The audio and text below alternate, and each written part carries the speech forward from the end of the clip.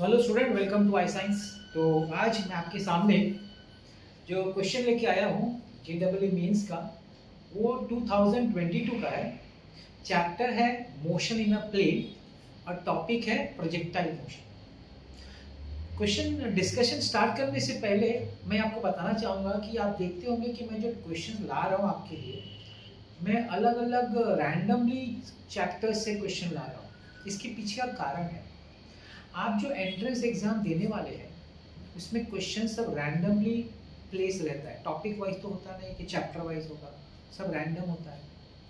अगर हमारी आदत सिर्फ topic wise chapter wise practice करने के लिए है, करने की है, तो मान लीजिए कि आपका क्रैक करना डिफिकल्ट होगा। कारण ये है क्योंकि हम अपने ब्रेन को इस बात की आदत नहीं डालते कि वो क्वेश्चंस को रैंडमली प्रैक्टिस करें। मेरा आपको एक एडवाइस है कि फर्स्ट टाइम तो ठीक है, आप जब सीख रहे हैं तो टॉपिक वाइज चैप्टर वाइज सीख रहे हैं, फर्स्ट टाइम प्रैक्टिस कर रहे हैं तो चैप्टर वाइज टॉपिक वाइज, लेकिन 2 टाइम के बाद जब आप third time fourth time practice करें तो आप सम्स को जो है ना अलग अलग टॉपिक से उठा के प्रैक्टिस सॉल्व करिए। जैसे कि एक क्वेश्चन आपने मोशन ऑफ प्लेन उठा लिया, कहीं से लॉज ऑफ मोशन का उठा लिया, कहीं से इलेक्ट्रोस्टैटिक्स उठा लिया, कहीं से आपने ग्रेविटेशन उठा लिया। मतलब रैंडमली क्वेश्चन उठाइए। हो सकता है आपको तकलीफ होगी, डेफिनेटली।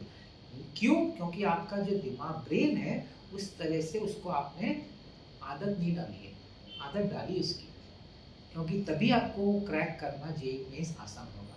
ये बहुत बड़ा कारण है जो बच्चे ज़्यादा मेहनत करने के बाद भी क्रैक नहीं कर पाते, क्योंकि उनका कारण है कि वो जो प्रैक्टिस जो करते हैं ना, वो प्रैक्टिस करने का तरीका गलत है। तो वही थोड़ा सा कंट्रीब्यूशन अपनी तरफ से भी यही कर रहा हूँ कि आपको रैंडमली क्वेश्चन देता हूँ, जिससे कि आपका ब्रेन उस तरीके से उसमें वो आदत पड़े रैंडम क्वेश्चंस को सॉल्व करने। चलिए देखते हैं, प्रोजेक्टाइल मोशन का टॉपिक है, टॉप का क्वेश्चन है a body of mass 10 kg।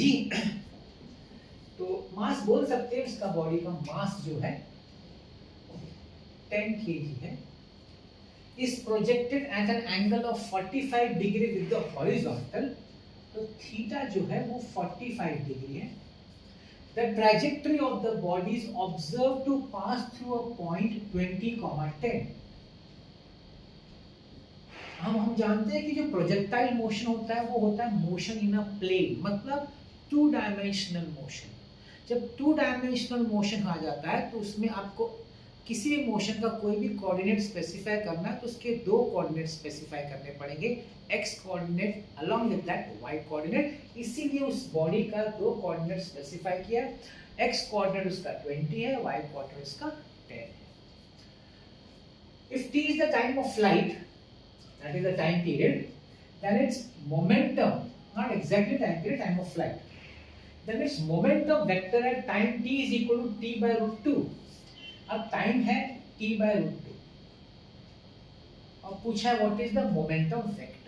अब देखिए मोमेंटम वेक्टर की हम लोग बात करें ना, p वेक्टर, तो इसका फॉर्मूला होगा मास इनटू वेलोसिटी वेक्टर।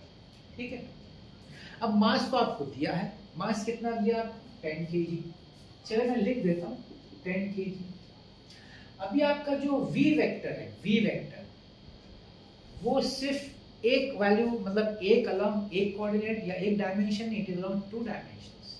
इसका मतलब है आपका जो v वेक्टर होगा उसको i cap plus j cap में एक्सप्रेस करना पड़ेगा, because this is a 2 dimensional motion. तो इसको हम लोग ऐसे ही रहने देते हैं और मैं इसको बोलता हूँ इक्वेशन 1। अब अगर आपको प्रोजेक्टाइल मोशन याद है तो देख लीजिए, जब बॉडी का जो प्रोजेक्टाइल मोशन होता है, ये उसका इनिशियल वेलोसिटी u होता है। अब इसमें 2 कंपोनेंट होते हैं, हॉरिजॉन्टल एंड वर्टिकल, ये आप जानते हैं, ये आपका थीटा है। आपका हॉरिजॉन्टल कंपोनेंट जो होता है वेलोसिटी का वो होता है u cos थीटा, और वर्टिकल कंपोनेंट यहाँ होता है u sin थीटा। ये initial.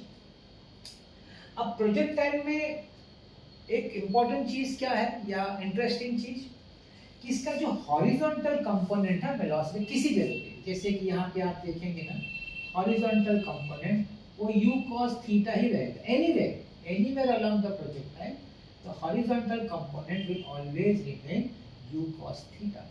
Why? Because along the horizontal axis या along the horizontal plane उस पे कोई भी फोर्स एक्ट नहीं कर रहा है, निग्लेक्टिंग एयर रेजिस्टेंस। ये एक कंडीशन है, टर्म्स एंड कंडीशन, कि एयर रेजिस्टेंस हम कंसीडर अगर नहीं करते हैं तो हॉरिजॉन्टल प्लेन पे कोई भी फोर्स एक्ट नहीं कर रहा है। लेकिन हमारा जो वर्टिकल प्लेन है, वर्टिकल, वहां पे आपका जो वर्टिकल कंपोनेंट है u sin थीटा वो कांस्टेंट नहीं होगा। क्यों? क्योंकि हम जानते हैं कि जब तक ये टॉप पोजीशन पे पहुंचेगा मैक्सिमम हाइट तक, तब तक एक्सेलरेशन ग्रेविटी का उसको नीचे खींचेगा, तो उसकी वेलोसिटी घटती जाएगी। और उसके बाद जब मैक्सिमम हाइट से बॉडी नीचे आना शुरू करेगी, उस समय बॉडी नीचे आ रही है तो उसकी बिकॉज ऑफ ग्रेविटी उसकी वेलोसिटी बढ़ती जाएगी। तो यहाँ पे और यहाँ पे जैसे कि हम बोल सकते हैं कि आपका जो वेलोसिटी है along the y axis will go on changing. Initially जब तक वो मैक्सिमम हाइट तक जा रहा है वेलोसिटी घटती जाएगी वर्टिकल कंपोनेंट, तो जब वो वापस मैक्सिमम हाइट से ग्राउंड पे पहुंचेगा तो वेलोसिटी बढ़ती जाएगी। तो अगर हम बात करें तो v is made up of, तो हम बोल सकते हैं यहाँ पे अगर चाहिए तो मैं एक और चीज लिख देता हूँ, 10 times vx into i cap plus vy into j cap। इसको ऐसे भी आप पढ़ सकते हैं, हमको vx और vy निकालना है। चलिए देखते हैं vx और vy क्या होगा। अब देखिए जैसे कि मैंने कहा आपको, इसका vx जो होगा प्रोजेक्टाइल मोशन का, हॉरिजॉन्टल कंपोनेंट वेलोसिटी का चेंज नहीं होता, तो वो हमेशा कांस्टेंट रहेगा u cos थीटा। लेकिन उसका जो वर्टिकल कंपोनेंट है वो चेंज होता है।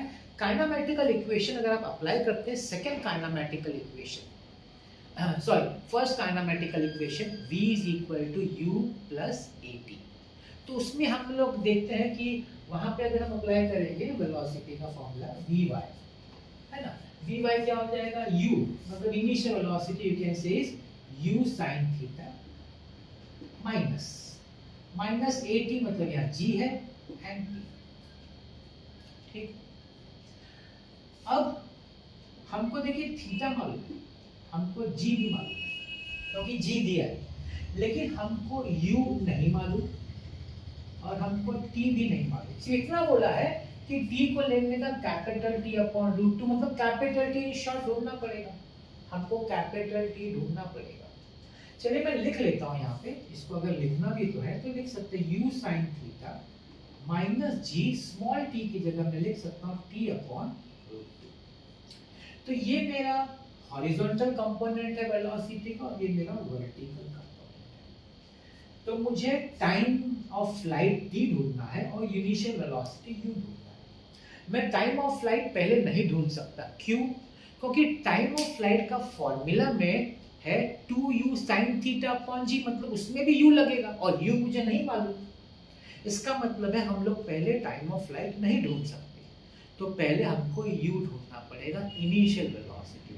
अब देखिए आपको जो कोऑर्डिनेट्स दिया है ना, q कोऑर्डिनेट दिया है, जिससे कि हम इक्वेशन ऑफ ट्रैजेक्टरी या equation of projectile motion use कर सके। याद करिए इक्वेशन ऑफ ट्रैजेक्टरी, मैं बात कर रहा हूं equation of trajectory, equation of trajectory. I hope आपको याद होगा उसका फॉर्मूला। इक्वेशन ऑफ ट्रैजेक्टरी का फॉर्मूला क्या है?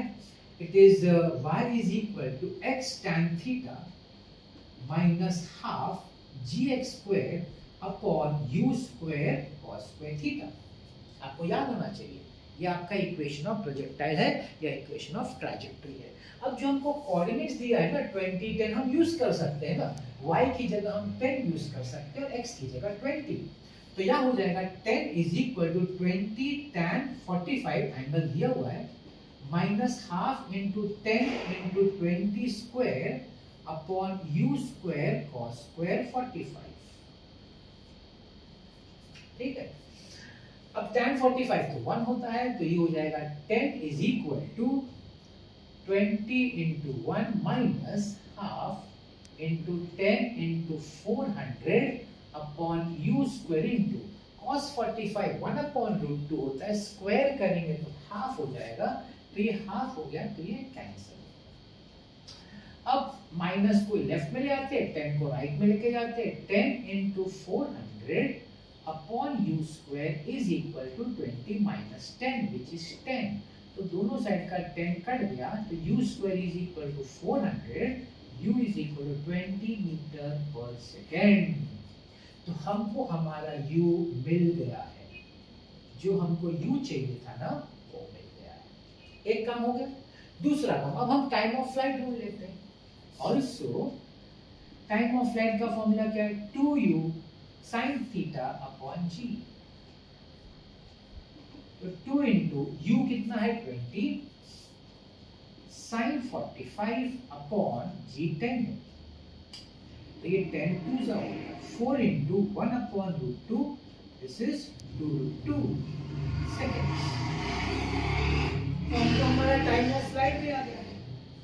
बस अब हमको सिर्फ सब्स्टिट्यूट करना है, हमारा x कंपोनेंट और y कंपोनेंट निकालना है। चलिए निकाल लेते हैं x कंपोनेंट।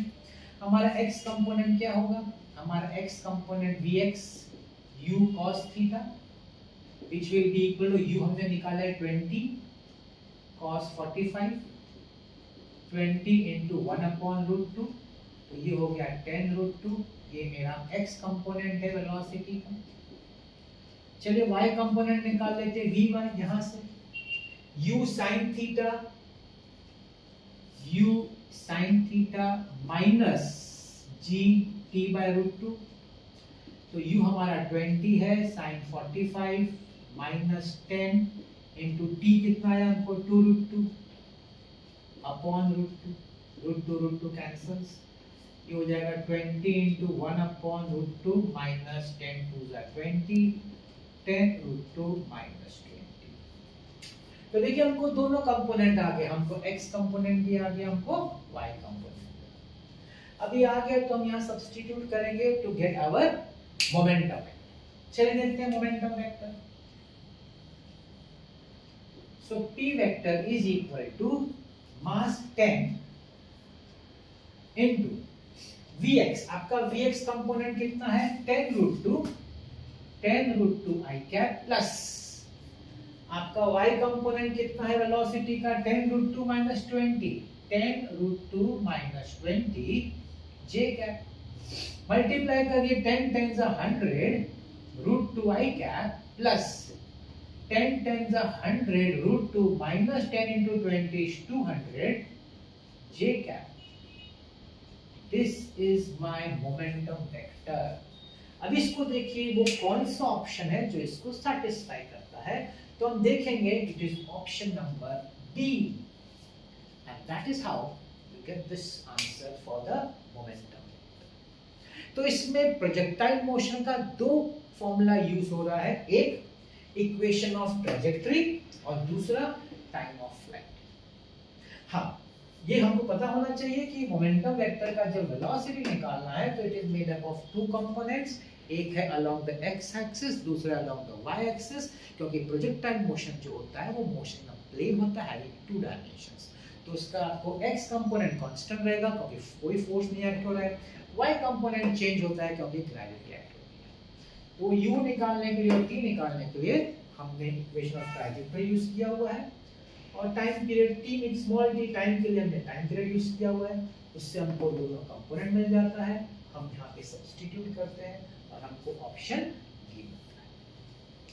इस तरीके से आज का ये सम कंप्लीट होता है। मुझे आशा है कि आपको ये सम इजी लगा होगा, सिंपल लगा होगा। इसी तरह के रैंडम क्वेश्चन मैं आके लाता रहूँगा और आप देखते रहिएगा मेरा चैनल। और आज का ये मेरा वीडियो देखने के लिए बहुत बहुत धन्यवाद। Thank you so much.